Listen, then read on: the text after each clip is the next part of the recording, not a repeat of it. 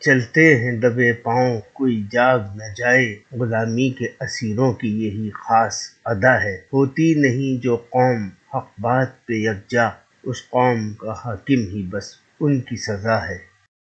السلام علیکم دوستو، چینل جناح کا احسان میں ایک نئی ویڈیو کے ساتھ خوش آمدید۔ آج کی ہماری ویڈیو شاعر انقلاب اور شاعر رومان فیض احمد فیض کے بارے میں ہے، جنہوں نے اپنی غیر معمولی صلاحیتوں کی بنا پر انقلابی فکر اور عاشقانہ لہجے کے مابین ایسا تعلق جوڑا کہ اردو شاعری میں ایک نئی جمالیاتی شان پیدا ہو گئی۔ نہیں نگاہ میں منزل تو جستجو ہی سہی، نہیں وصال میسر تو آرزو ہی سہی۔ وہ بلا شبہ اپنے عہد کے بہت بڑے شاعر تھے۔ انہوں نے اردو شاعری کو نہ صرف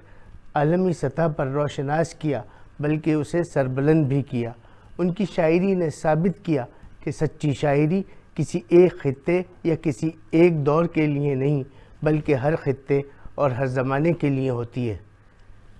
زندہ نامہ، میرے دل میرے مسافر، نقش فریادی وغیرہ ان کے مجموعہ کلام ہیں، جبکہ سارے سخن ہمارے اور نسخہ وفا ان کے کلیات ہیں۔ فیض نے نثر میں بھی میزان، متاع لوح و قلم جیسی یادگار کتابیں لکھیں۔ وہ 13 فروری 1911 کو سیالکوٹ میں پیدا ہوئے اور ساری زندگی ظلم و بے انصافی کے خلاف جد و جہد کی۔ وہ 20 نومبر 1984 کو لاہور میں خالق حقیقی سے جا ملے اور گلبرگ لاہور کے قبرستان میں آسودہ خاک ہوئے۔ انتقال کے بعد انہیں حکومت پاکستان کی جانب سے نشان امتیاز سے نوازا گیا۔ آپ کی شاعری کا ایک کمال یہ ہے کہ ایک جگہ آپ فرماتے ہیں، تیری صورت سے ہے عالم میں بہاروں کو ثبات، تیری آنکھوں کے سوا دنیا میں رکھا کیا ہے، اور دوسری جگہ آپ ایک دم کیفیت بدل لیتے ہیں اور کہتے ہیں، جس دیس سے ماؤں بہنوں کو اغیار اٹھا کر لے جائیں، جس دیس میں قاتل غنڈوں کو اشراف چھڑا کر لے جائیں، جس دیس میں کورٹ کچہری میں انصاف ٹکوں میں بکتا ہو، جس دیس کا منشی قاضی بھی مجرم سے پوچھ کے لکھتا ہو، جس دیس کے چپے چپے پر پولیس کے ناکے ہوتے ہیں، جس دیس کے مندر مسجد میں ہر روز دھماکے ہوتے ہیں، جس دیس میں جان کے رکھوالے ہو جانے لیں معصوموں کی، جس دیس میں حاکم ظالم ہو سسکی نہ سنے مجبوروں کی، جس دیس کے عادل